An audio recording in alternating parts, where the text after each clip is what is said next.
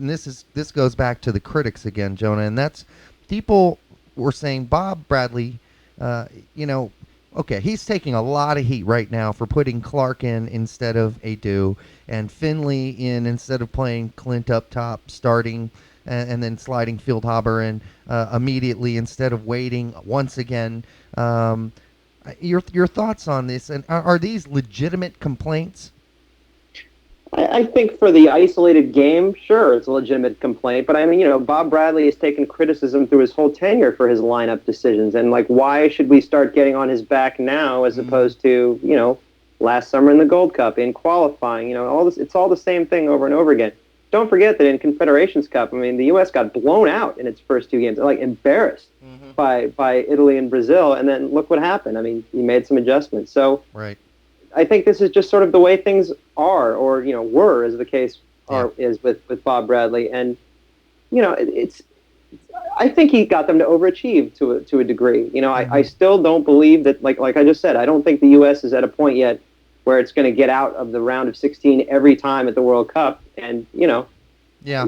you have to look at the things that the program did achieve under Bob Bradley, and there's a lot of things. There's a lot of good that came out of him. Yeah, absolutely. And again, we Brett and I have tried to be as supportive as possible. Although you have to be at times you have to be critical about what you see as errors or mistakes.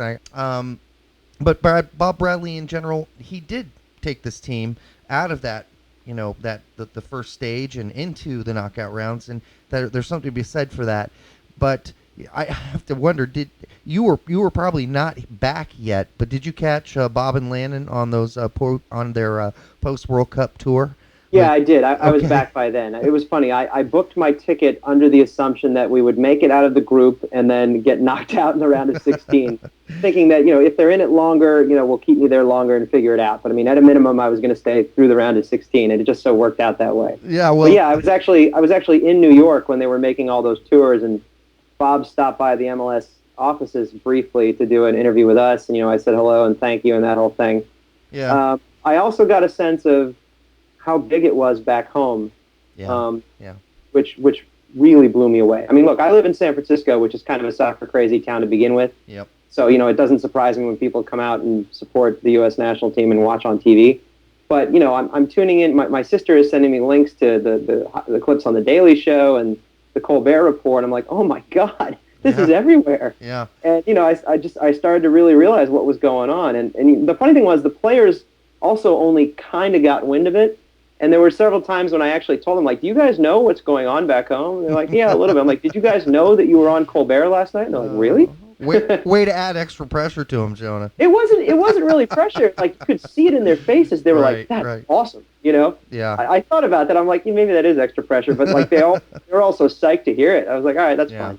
Yeah, and you would think it would give him a little bit more of a rush, too. The only thing I was thinking when I watched Bob on Jon Stewart was that he could have used the Jolt Cola or maybe some caffeine. That was the end of the tour, and he looked like he was about to drop off to sleep, really. But regardless, Bob's future. There were all these big rumors, and it's been going now for a few days, and you can't trust the English press, as far as you can throw them. But Bob to Fulham, first American to manage in the Premiership. But according to you, does it go down? Does it really happen? And my sources say no. And but I'd like to get your thoughts on it. Yeah, I don't have any kind of insider information, and I do for one, I do believe that Bob's not coming back. Everything that I've heard and everything that I've picked up points to that. Yeah. And that seems to me like it's going to be a mutual decision, not a firing nor a resignation. It just seems like they've sort of run their course with each other. Yeah. But Bob to Fulham, I don't see it, just because I don't see a Premier League club taking a chance for the first time on an American coach. Yeah. I could see Bradley getting a job in the league championship or maybe even in League One, but I just don't see it happening at an EPL club yet. Well, I think it could happen eventually. I just it needs to happen at the lower levels first. Here's the word I got on this, and take it with a grain of salt. I have one little insider friend at Fulham who said the following to me. He said, the folks at Fulham have been, keeping in touch and watching obviously American players for a long time. They've also been studying Bob Bradley. And one thing they know about Bob Bradley is he is a huge filmo guy. I mean, he loves to watch film. He watches it day and night. And one of the things that they know about him is that Bob spent hours and hours watching footage of Fulham and Roy Hodgson's team play and trying to figure out the best way to use Clint Dempsey. And the word on the street there was that here's a guy that actually tried in many ways and throughout his coaching stint with the United States later on to play Roy ball, as they call it, Roy Hodgson ball, which is very focused on, positioning, obviously, but it's also that modified sort of 4-4-2.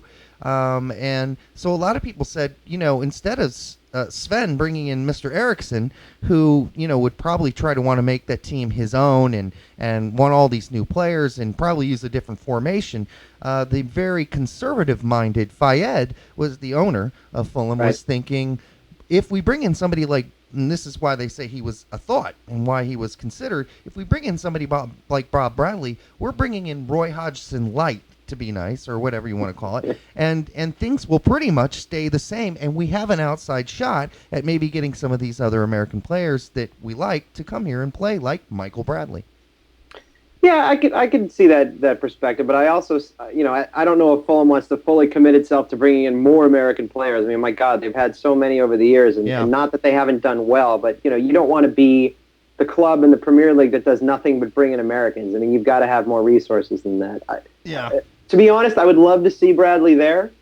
Do I think it's going to happen? No. I hope I'm wrong. Yeah, me too. I mean, I would love to see him there because it is, you think about it, the only American, and he wasn't born in the United States, that's really coached in a major league is Thomas Dooley. And he did that way back when for one season in the Bundesliga.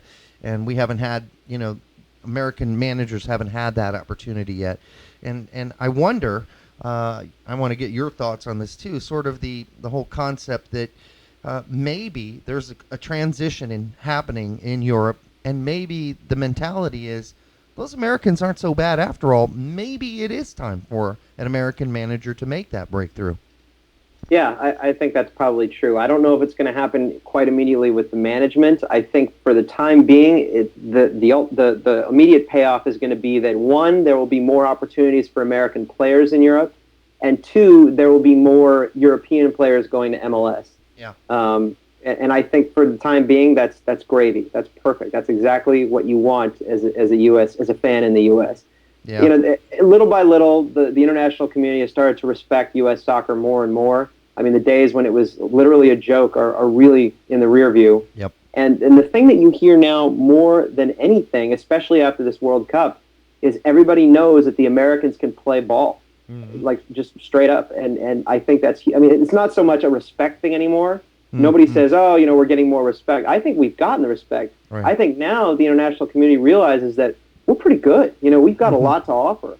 And you hear everybody from Vicente Del Bosque to Sir Alex Ferguson saying the Americans played great. That is a good team. That is a good system. Yeah. And if there's one takeaway from this World Cup, that's it. I'll take it. That's a fantastic takeaway. Absolutely. And I think Hitzfeld in his interview during the World Cup even said, hey, when I played Spain, I tell you what I did. I sat back and I watched Bob Bradley's team.